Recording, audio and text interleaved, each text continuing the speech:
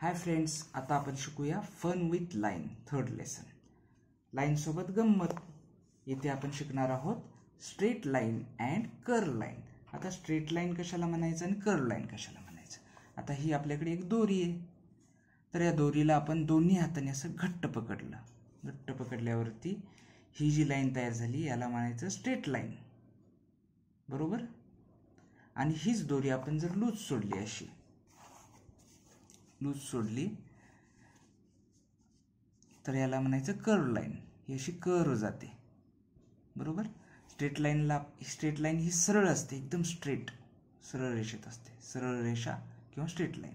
आणि ही झाली आपली कर्व लाईन झाली लूज सोडल्यावरती, बरोबर. तर इथे काय लिहिले आहे, straight line, STRA स्ट्र AIGHT straight line. आणि इथे CURVED curve line.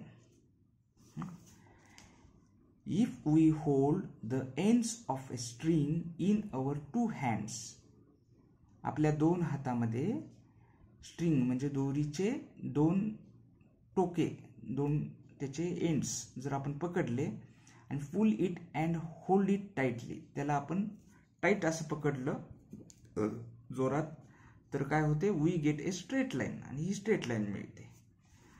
If we hold the string loose we get a curve line. जर दोरी आपण लूज पकडली तर याला कर्व लाईन मिळते, बरोबर. When we say line we mean straight line. जेव्हा जेव्हा आपण लाईन असं म्हणतो तेव्हा स्ट्रेट लाईन असते, ही स्ट्रेट लाईन. आता लाईनचे काही प्रकार आहेत, आपण ते पाहूया. जसे की व्हर्टिकल और स्टँडिंग लाईन, सेकंड नंबरला आहे ते व्हर्टिकल और स्टँडिंग लाईन्स. ह्या ज्या उभ्या रेषा आहेत यांना म्हणायचं व्हर्टिकल लाईन्स किंवा स्टँडिंग लाईन्स. स्टँडिंग म्हणजे उभे असणे, तर ह्या स्टँडिंग आहेत म्हणून यांना स्टँडिंग लाईन्स म्हणतात. हॉरिझॉन्टल और स्लिपिंग लाईन्स.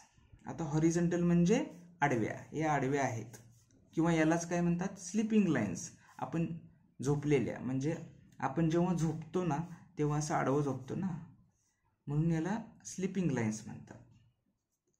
इन्क्लाइन्ड और स्लोपिंग लाईन्स, म्हणजे इन्क्लाइन म्हणजे तिरक्या रेषा, अशा तिरक्या आहेत या, किंवा स्लोपिंग लाईन सुद्धा म्हणतात. स्लोपिंग म्हणजे याला स्लोप आहे.